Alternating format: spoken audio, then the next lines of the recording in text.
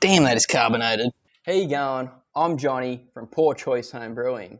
This is a sachet of USO5 yeast, and as far as I'm concerned, it is basically the industry standard for brewing, or home brewing anyway. It's relatively inexpensive, it's readily available, that you can buy it online, you can buy it at most home brew shops. However, when I was in Big W the other day, I found Brigalow brewing yeast. Now, I have no idea what sort of yeast it is. I know it's a yeast, and I know your brewing range is between 16 and 35 degrees, and the ideal temperature for this one's 25, but I don't know if it's an ale, it's a lager, it's definitely not a stout yeast, I hope. But, I digress. Is it any good? Let's check out the video.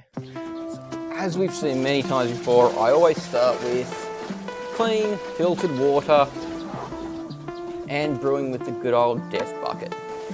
We set it to 72 degrees, that way when you add the grain it drops a little bit in temperature.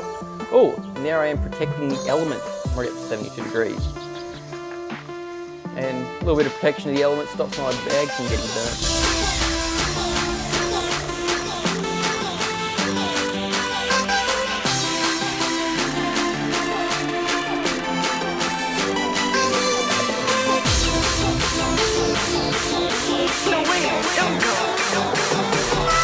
This is a smash beer, which means single malt and single hops. The malt I'm using is Pale Ale Malt and the hops is Southern Star. I got this from, I believe, the hopping mechanism.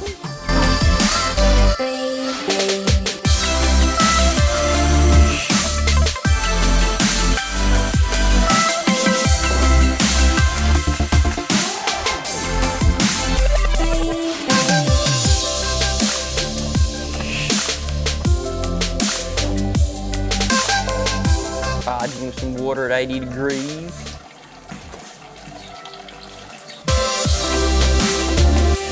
Removing my bag element protection. And saving every drop I can.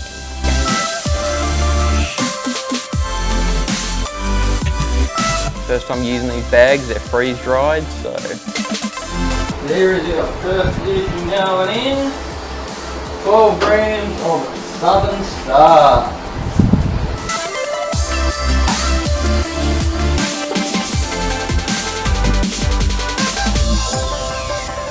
And with 15 minutes left, we have an 8-gram addition.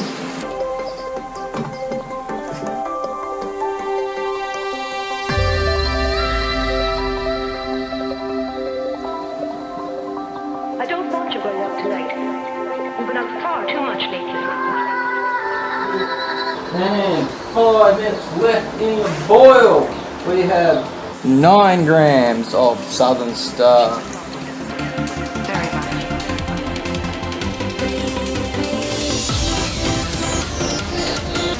There we go, there's a 1 hour boil.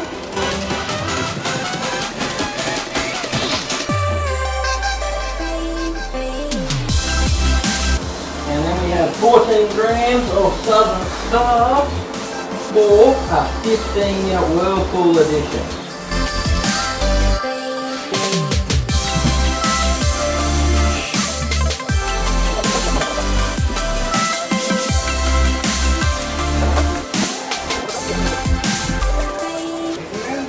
Hey, hey! Alright, Not bad. fixing some projects?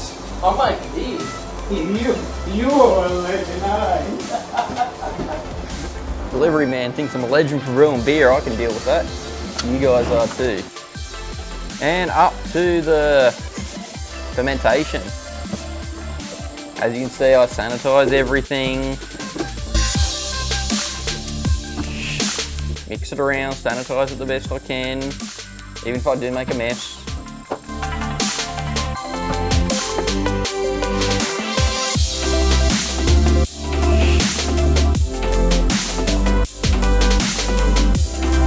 With the use of a turkey baster, I grabbed enough wort so I can do my gravity reading. This gravity started out at 1.047. And then just to get the sediments, I give it a good little shake in the cube.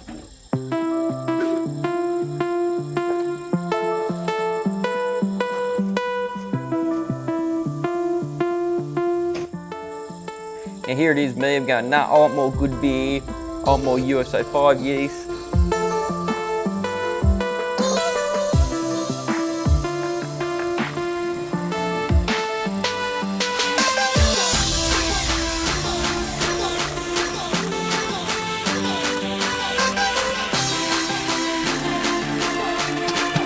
And shake, shake, shake. No, wait, don't go. And some more shake, shake, shake. Baby. Off to the fermentation fridge.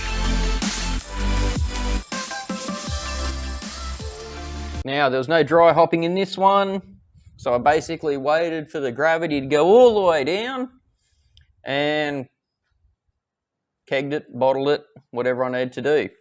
Final gravity on the USO 5 came out at 1.005, giving me 5.5% alcohol. Unfortunately, on this one, I forgot to get the gravity reading, so we're going off flavour alone here, aren't we? Smash brew, totally up my alley because, how should I put it? Smash is good when you aren't familiar with a yeast, aren't familiar with a hop, aren't familiar with one little thing, and so little in it, so easy to work out what's going on. And this experiment was more for the Southern Star hops, which I got in a sample pack from the hopping mechanism, and it was good. I got 5 of them. I think it was, I don't know, go onto his page on Facebook, put a link in the description, and you can work out his sample packs from there. But it's good for experimenting because there are 100 grams in them and you get 5 of them, and usually a few good ones you'll know about and 1 or 2 that you might not know about, which is good for your experimenting. But how is this for the experimenting? What we have here with the USO 5 is a really nice clear beer, and this one's not as clear, but as you saw in the pour, these were really, really, really carbonated, so I really couldn't, they're mostly heads, so maybe I put a little bit too much priming sugar in there, who knows. But the big thing is the Big W yeast any good? Let's try the USO 5 first.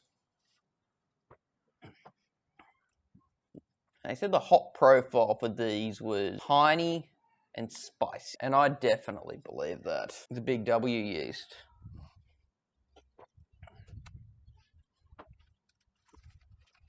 You know what? There is actually a flavour difference between it.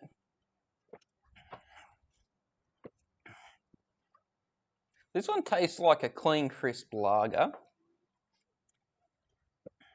And this one tastes like VB, which, if you know me, that is not a good beer characteristic. That is a terrible beer characteristic. What do I rate them? This one, I'm going to give it 2 out of 5 Poor Choice Homebrewing stickers. It's just a nice, clearer, better tasting beer, obviously from a better yeast. And this one here, I'm going to give it just 1. It just doesn't have that wow, well, this one doesn't have the wow factor. This one's just got the better wow factor, I guess you could say. It's not the yeast that I'm going to say gives this one the bad mark.